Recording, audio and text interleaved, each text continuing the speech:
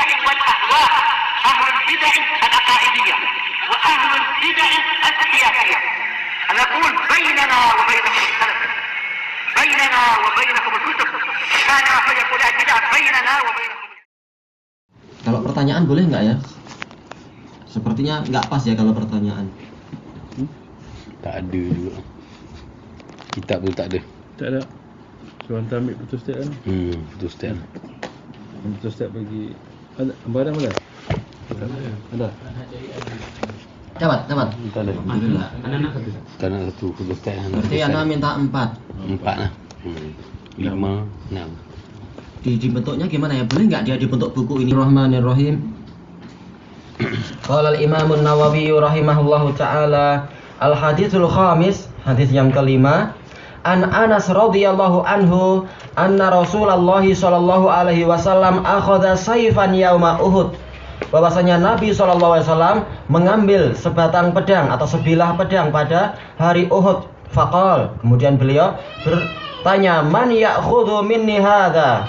Siapakah yang mengambil dariku ini? Fabasatu aydiyahum, maka mereka pun menjulurkan tangan mereka. Kullu insanin minhum yaqul ana.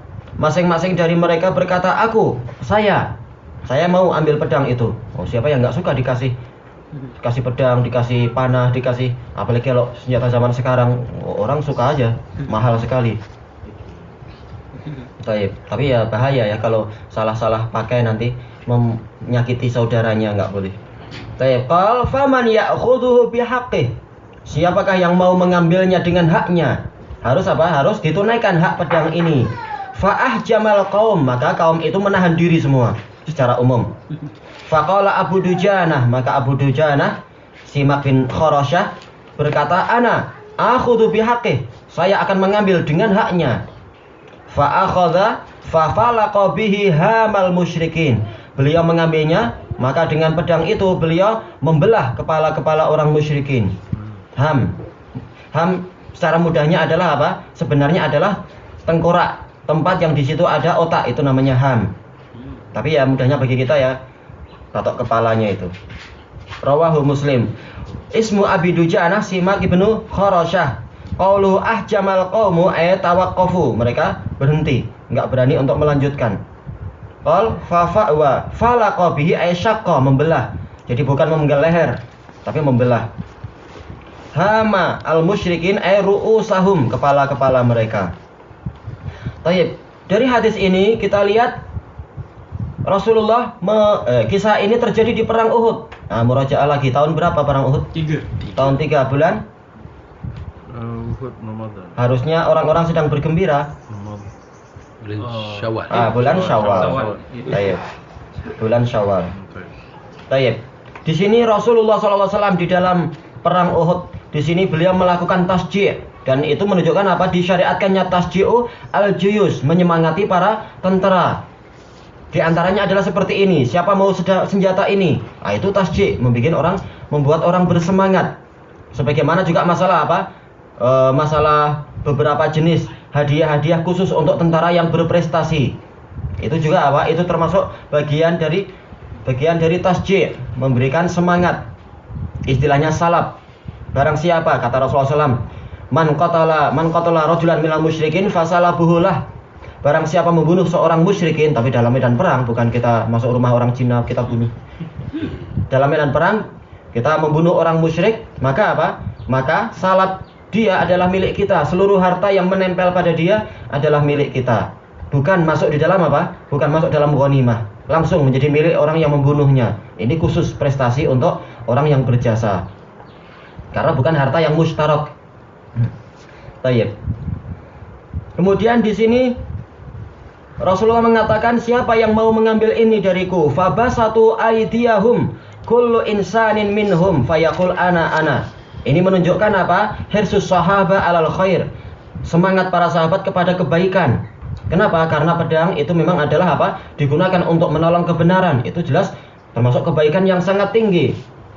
Sebagaimana firman Allah Ta'ala, wa anzalnal hadida fihi ba'sun syadidu wa manafi'u linnas. Dan kami turunkan pedang yang di dalamnya itu ada apa? Manfaat-manfaat. yang memiliki kekuatan yang keras dan sebagai manfaat bagi manusia. Sebagaimana dijelaskan oleh Syekhul Islam bahwasanya Allah Ta'ala menurunkan memperkuat agama ini dengan apa? Al-Kitabil Hadi, dengan kitab yang membimbing, wasayfin nasir, dan pedang yang menolong. Kitab yang membimbing, pedangnya itu yang mengarahkan, pedangnya itu yang melaksanakan.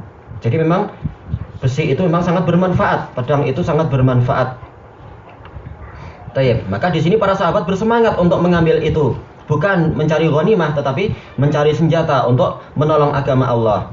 Tapi kemudian Rasulullah mengatakan faman ya'khudhuhu bihaqqih. Ini menunjukkan apa? Menunjukkan at-tasji' bitadrij, yaitu menyemangati tapi secara bertingkat. Tidak langsung sejak awal mengucapkan itu, tapi diuji dulu. Disaring, ternyata semuanya suka. Kemudian disaring lagi. Ternyata apa? Ternyata banyak yang tidak berani untuk apa? Untuk mengambil dengan haknya. Ini menunjukkan apa? Tawarru'u ashabi Rasulullah sallallahu alaihi wasallam. Waroknya para sahabat Rasulullah. Bukan hanya harta yang mereka inginkan, tapi ketika tahu ini ada konsekuensinya, ada hak yang harus ditunaikan di dalam benda ini, maka mereka warok, mereka takut untuk memikul amanah itu. Dan disebutkan di sini langsung Abu Dujanah mengucapkan demikian. Tapi disebutkan di dalam riwayat yang lain Abu Dujanah tanya, "Ya Rasulullah, ma haqquh?" Wahai Rasulullah, apa haknya itu? Rasulullah mengatakan antadriba bihi hatta, disebutkan di situ sampai, anda lupa lafadznya, yaitu sampai dia itu patah atau rompal. Engkau pukulkan terus pedang ini kepada yang berhak dipukul sampai pedang ini rompal. Setelah itu baru haknya selesai. Maka Abu Dujanah mengatakan ana akhudhuhu bihaqqih. Saya yang akan mengambilnya dengan haknya.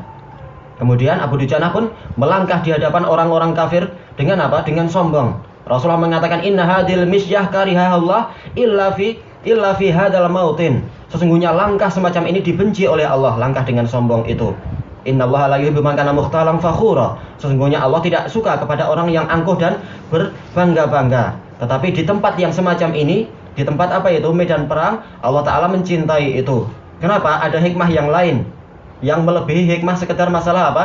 Menjauhi dari kesombongan. Tapi apa? Untuk agar orang kafir itu menjadi ketakutan, dan ini penting. Wa aidu lahum mastata'tum min quwwati wa min ribatil khail turhibuna bihi aduwallahi wa aduwakum wa akharina la ta'lamunahumullahu ya'lamuhum. Dan persiapkanlah untuk mereka, yaitu untuk musuh-musuh Allah itu, apa yang kalian mampu, min quwwah, yaitu berupa kekuatan. Kekuatan yang dimaksudkan adalah di sini apa? Yang terbesar, yaitu memanah. Sebagaimana dalam hadis Uqbah bin Amir diriwayatkan oleh Imam Muslim, ala innal quwwata rami. Ketahuilah sesungguhnya kekuatan yang sebenarnya adalah memanah, yaitu menembak dari jarak yang jauh. Kemudian baru Rasulullah mengatakan apa? Wa miribatil khail, yaitu kuda-kuda perang yang ditambatkan, bukan faros tapi khail, yaitu khusus kuda perang. Turhibuna bihi aduwallah, yang dengan itu kalian membuat takut musuh Allah, wa aduwakum, dan musuh-musuh kalian, wa akharina la ta'lamunahum, wa akharina min dunihim la ta'lamunahum wallahu ya'lamuhum, dan yang selain mereka. Maksudnya dalam tafsir adalah apa? Dari kalangan munafiqun. Mereka juga harus ditakut-takuti agar tidak merongrong itu. Yang kalian tidak tahu tapi Allah tahu. Baik, ini menunjukkan apa? Disyariatkannya untuk membuat orang kafir itu ketakutan. Walaupun dengan apa? Dengan langkah. Ini menunjukkan syariat itu harus diletakkan pada tempatnya. Maka nggak pantas, walaupun kita tahu tawadhu itu baik, tawadhu itu dicintai Allah, jangan di hadapan orang kafir, oh memang saya ini orang lemah, saya juga sudah lama nggak makan. Itu musuh suka aja lah. Di hadapan orang kafir, Allah Ta'ala mengatakan bahwa ghlud alaihim. Ya ayyuhan nabi yujahidil kufara wal munafiqin wa ghlud alaihim.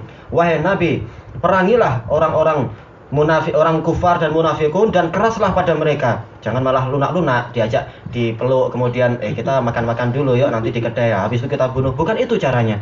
Kita kerasi biar dia takut dan teman-temannya juga takut. Kecuali kalau memang apa? Memang dalam rangka siasat itu boleh. Tapi kalau sengaja merundukkan diri di hadapan orang kafir itu tidak boleh. Merundukkan dirinya adalah kepada siapa? Kepada kaum mukminin. Jangan kepada orang kafir baik, kepada orang mukmin malah keras dan kasar. Allah Ta'ala mengatakan waqfid janahaka liman ittaba'aka minal mu'minin. Rendahkan sayap kesombonganmu itu kepada orang-orang yang mengikutimu dari kalangan mukminin. Itu yang seharusnya. Tapi banyak orang yang membalik. Di hadapan orang-orang kafir malah apa? Malah sayang, malah melindungi. Sementara untuk saudara sendiri diinjak-injak dan dihina. Ini terbalik-balik namanya. Tayyib.